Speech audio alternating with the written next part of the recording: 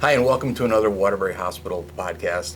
Today we're celebrating a couple of milestones, our 100th TAVR procedure and our 100th Watchman procedure. And joining me today is Dr. Ehsan Ansari. He is a cardiologist, works over at Cardiology Associates of Greater Waterbury, works right here at Waterbury Hospital, and does his procedures here. Dr. Ansari, thank you so much for joining. This is super exciting.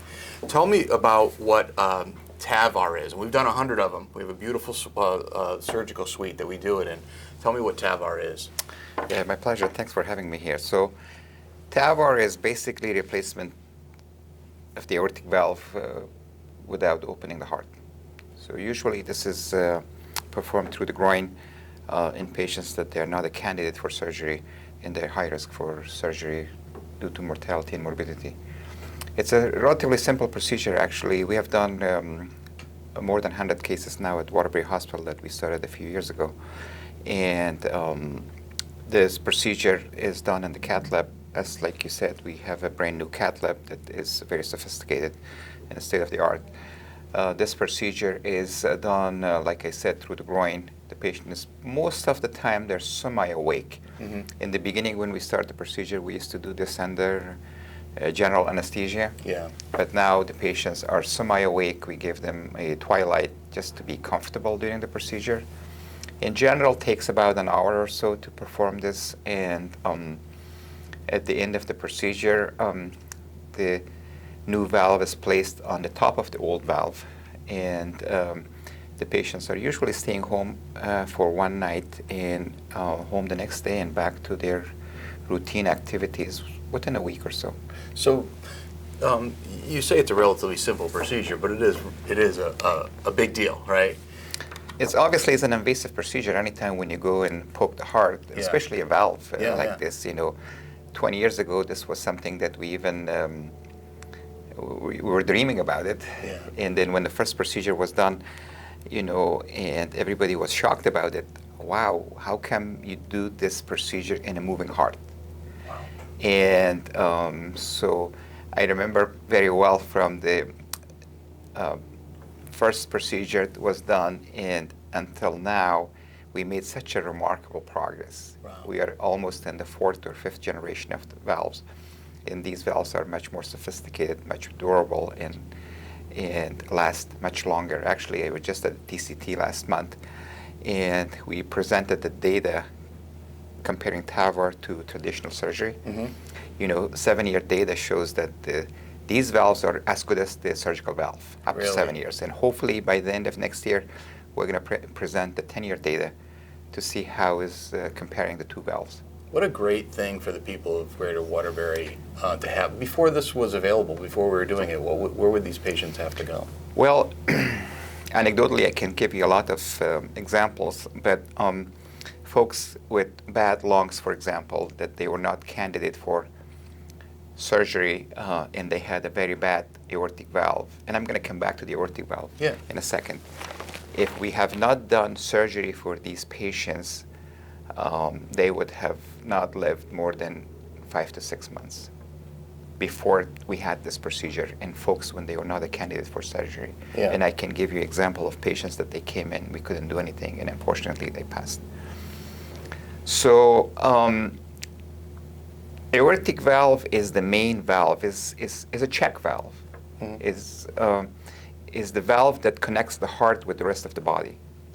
And there's a lot of pressure on this valve over time. As we age, this valve gets hard, calcified, and restrict the opening of the valve. This is clearly a check valve. Mm-hmm.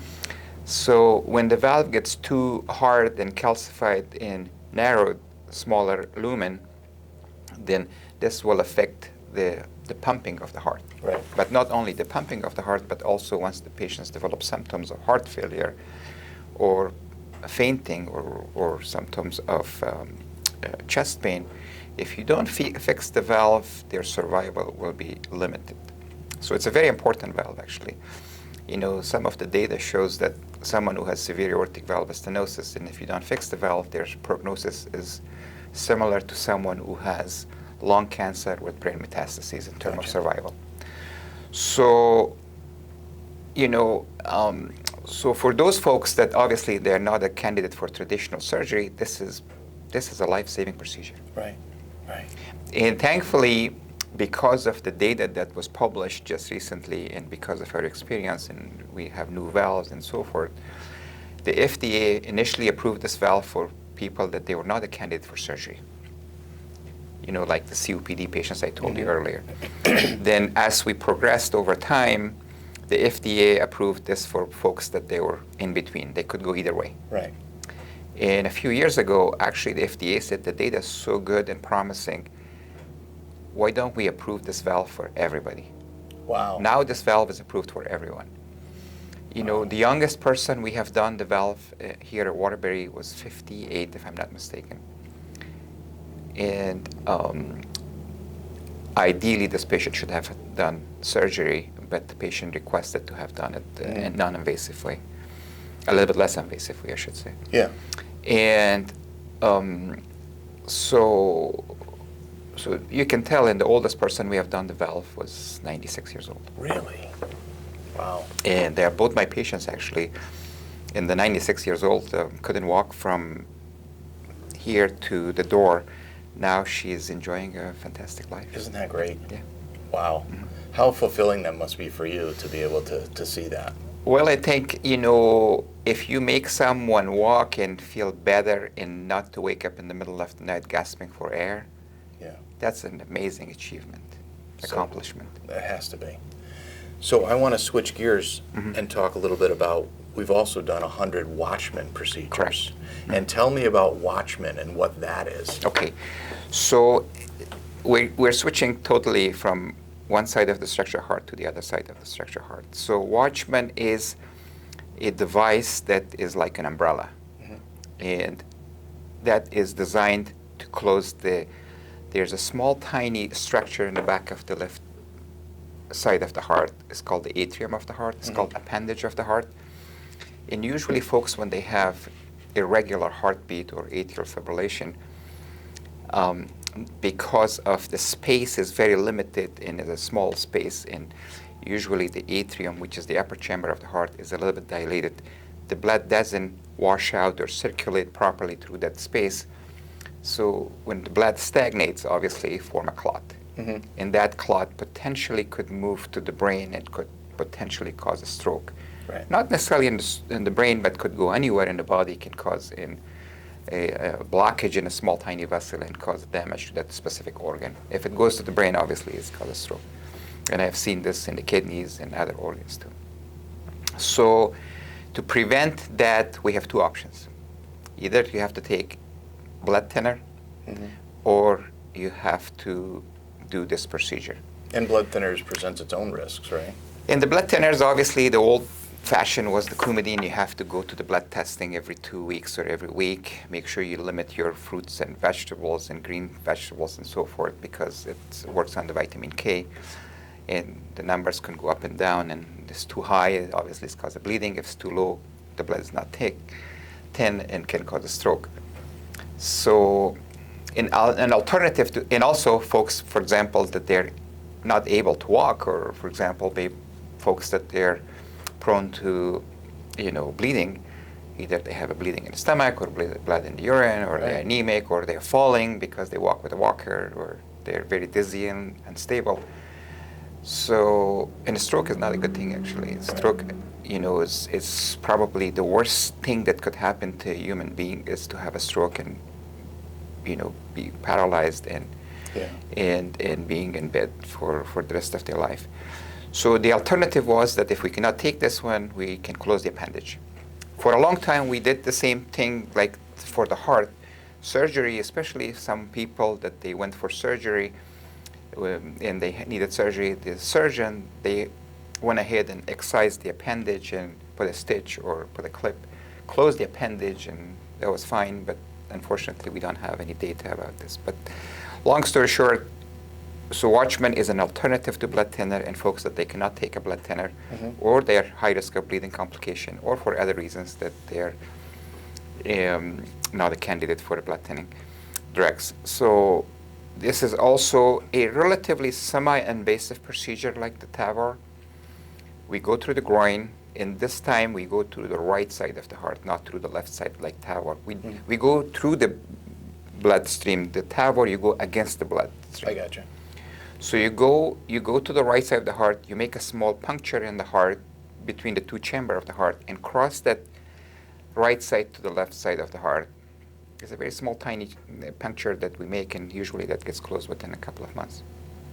And then you visualize the left atrial appendage with an X-ray and also with a test that's called a transesophageal echocardiography. And then once you find it, you obviously have the measurements and everything in advance, and you have a proper size for this appendage. Right. So then we go ahead and implant the Watchman, and the Watchman basically closes the appendage. And when it does, over 3-4 months, the body itself creates a layer of tissue around this Watchman and basically seal off the appendage completely. And then at what point can they come off the blood thinners if they're on them? We usually give them blood thinners for 45 days after the procedure. And after 45 days, we stop the blood thinner. We do another transesophageal echocardiography in 45 days after the initial procedure.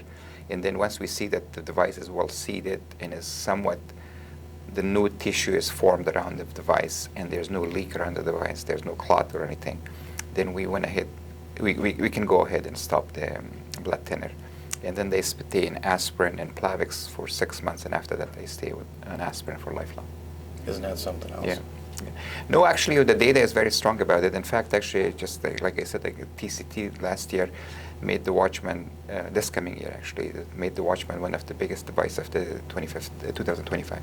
Well, and award an award by it. This is great news for the greater Waterbury area, obviously, right? We're doing great procedures to enhance and change people's lives right here at Waterbury Hospital. Well, I think, if we're comparing ourselves with Yale, New Haven, and Hartford Hospital, I think our standard of care in this hospital is, if it's no better, it's no less. And in fact, actually, when we started TAVR, I've been doing TAVR for a long time now. When we started TAVR, there were only 2 or 3 hospitals in Connecticut that they used to do TAVR, and we were the 4th hospital in Connecticut that started TAVR.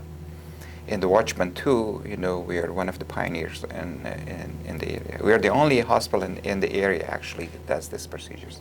That's amazing. Yeah. Great news. So, yeah. Well, congratulations on 100. We're past 100 now. We're past 100. Past 100 TAVRs and 100 Watchman procedures right here at Waterbury Hospital. Dr. Ansari, thank you so much for joining us today and telling us about these great things happening at Waterbury Hospital. We'll catch you next time. Thank you very much.